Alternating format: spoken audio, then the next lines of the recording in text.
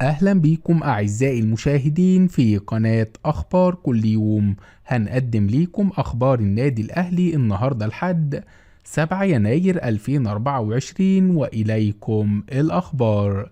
كولر يستفسر من مسؤول النادي الأهلي عن تطورات حسم صفقات الشتاء. استفسر السويسري مارسيال كولر المدير الفني للنادي الأهلي من مسؤول النادي خلال الفترة الحالية عن تطورات حسم الصفقات التي يرغب النادي في ضمها خلال انتقالات الشتاء الجاري. ويتواجد كولر حاليا في بلاده لقضاء أجازة عدة أيام، مستغلا حصول الأهلي على راحة حتى 11 يناير الجاري بسبب توقف الدوري والمنافسات القارية لإقامة بطولة إفريقيا في كوتيفوار بدءا من يوم 13 يناير الجاري.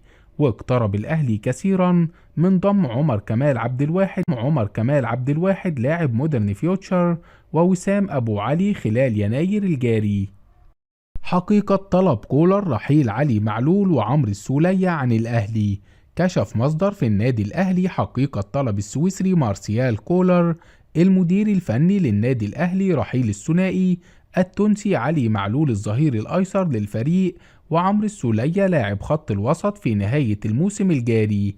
وقال المصدر في تصريحات خاصة إن كولر لم يطلب رحيل الثنائي عمرو السولية وعلي معلول، ويقدر دورهما جيدا مع الفريق، وكل ما يدور في هذا الشأن مجرد اجتهادات صحفية فقط. وأضاف المصدر: عقد علي معلول وعمرو السولية ينتهي مع الأهلي في نهاية الموسم الجاري، ويحق لهما التوقيع لأي نادي في يناير الجاري. وهناك جهود مكثفة تدور لإنهاء ملف تمديد تعاقدهما في أسرع وقت. ويتواجد علي معلول برفقة منتخب تونس اللي بيستعد للمشاركة في كأس الأمم الإفريقية بكوتيفوار، والتي تنطلق يوم 13 يناير الجاري. فيما حصل عمرو السولية على أجازة من التدريبات بعد انتهاء مباريات الأهلي بسبب مشاركة الفراعنة في الكان.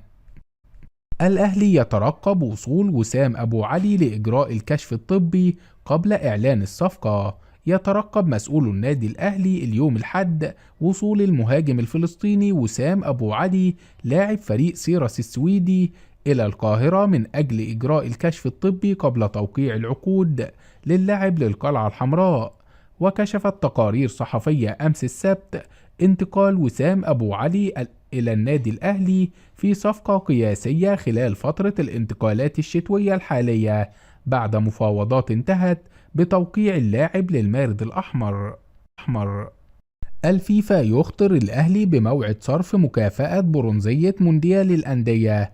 تلقى مسؤول النادي الأهلي تأكيدات من الاتحاد الدولي لكرة القدم الفيفا بتحويل مكافأة حصول النادي الأهلي على الميدالية البرونزية في بطولة كأس العالم للأندية الأخيرة بالسعودية خلال أواخر يناير الجاري. وشهدت الساعات الماضية اتصالات بين مسؤولين في النادي الأهلي ونظرائهم في الفيفا بشأن موعد صرف مكافآت الأهلي بعد حصد برونزية مونديال الأندية الأخير، والتي تبلغ 2,500,000 دولار. وحصل الأهلي على تأكيدات من الفيفا بصرف المكافأة يوم 26 يناير الجاري أو الأسبوع الأول من فبراير القادم على أقصى تقدير.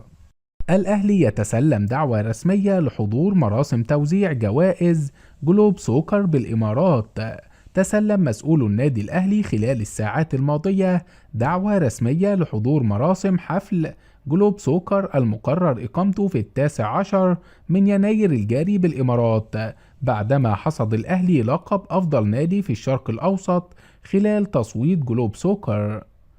وحضر مندوب من جلوب سوكر للأهلي أمس السبت وسلم دعوة رسمية لمسؤول النادي تمهيدا لحضور الحفل الكبير الذي سيشهد توزيع الجوائز على الفائزين وفي مقدمتهم الأهلي. وحصد الأهلي جائزة جلوب سوكر لأفضل نادي في الشرق الأوسط بعد انتهاء التصويت، حيث تواجد الأهلي في المركز الأول بترتيب أفضل نادي في العام الحالي 2023 والممنوحة من جلوب سوكر.